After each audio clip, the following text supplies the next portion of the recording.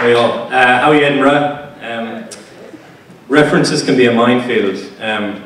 The last gig I was at, there was entirely Americans and Australians in the audience.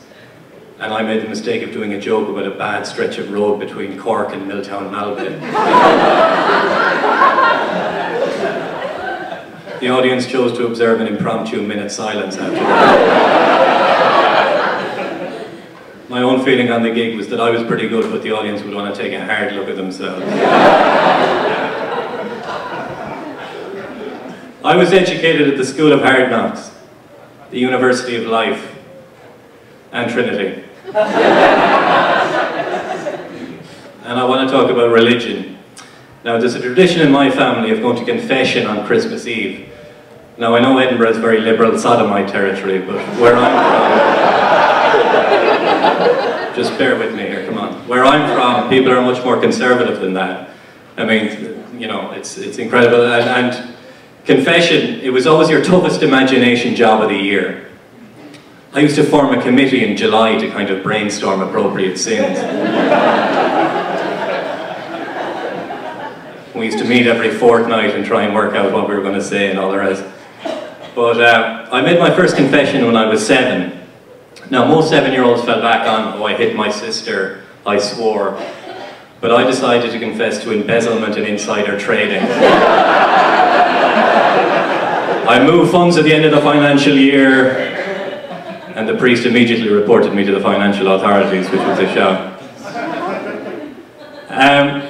My favourite film when I was 10, now I stress when I was 10, was Braveheart.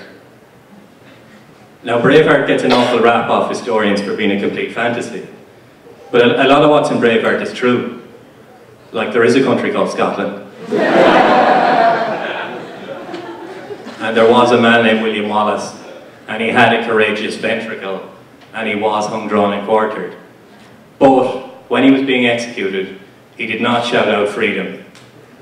He in fact shouted out devolution. Doesn't go down as well in Dublin, that joke.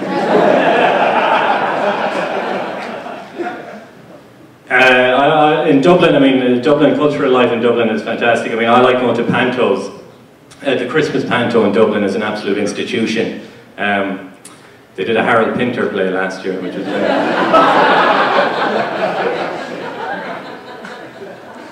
the kids were a bit upset, to be honest, but anyway. He's behind you, who cares? Existentialism in panto is going to be a new thing, I'm telling you. But I'm talking about politics now. When Richard Nixon died, the American author Hunter S. Thompson said his body should be burnt in a trash bin and his casket should be launched in a sewage canal. Now that didn't make it into the official eulogy. But where I'm from, people tend to be much softer about death. People tend to look at the positive in death. So you'll often hear someone saying, oh, he died doing what he loved, driving insanely fast down a rural road in Mayo. He died doing what he loved, bringing jihad to the infidels.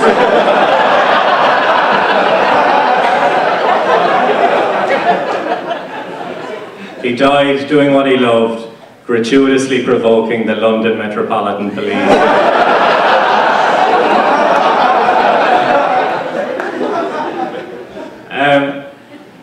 I actually read an article about Hunter S. Thompson. When he died, I read an article which said, who killed Hunter S. Thompson?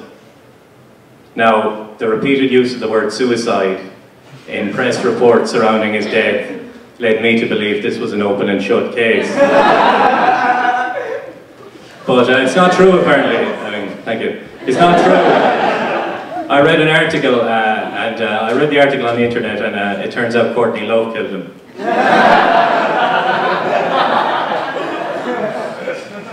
No one has committed suicide in the past 20 years. Courtney Love was just in a massive killing. 9/11.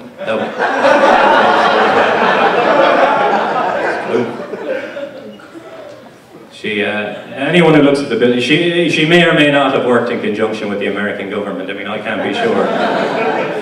But anyone who opens their eyes and looks at the building can see her fingerprints were all over that thing. But September the 11th was terrible, like.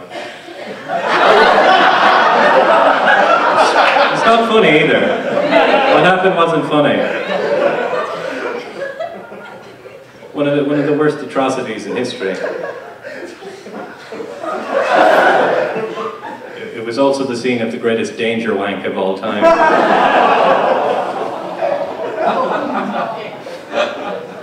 Some fireman ran in and the Congressional Medal of Honor wasn't enough, I thought, but anyway. But we used to play a lot of football in my school. Now, the usual comedic trope at this point is to go on about the picking of the team, and the comedian is picked last, and there's all these oohs and ahs from all you lot, and you're all just smothered in pathos.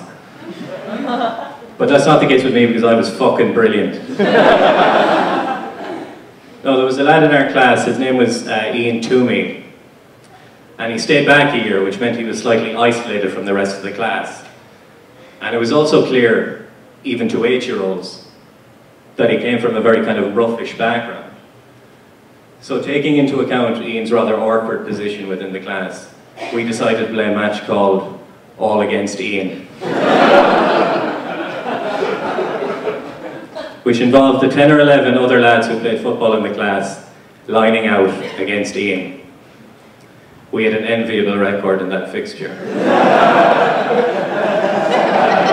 We tried many different formations. Sometimes we play a 4-5-1, attacking him where he was vulnerable down the flanks. Other times we play a 5-4-1, shutting up shop with remarkable efficiency. He could never break us down. We were very dogged like. Ian, for his part, never changed his formation once.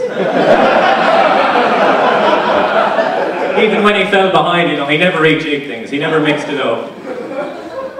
But very often, when his mental strength was sapped, which used to happen a bit, he used to kick out, and the referee, who was also our captain, was left with no option but to send him off at that point. I remember he suffered a particularly heavy defeat that day. Our play grew quite cavalier at that point, but we were never punished. Very often at the end of these matches, Ian had the temerity to blame his defeat on the fact that we were 10 players and he was 1 player. But our captain, / the referee, very wisely suggested that it was in fact this debilitating culture of excuses that was holding him back. So on that cruel note, I let you go, Edinburgh. You've been fantastic. Thank you very much.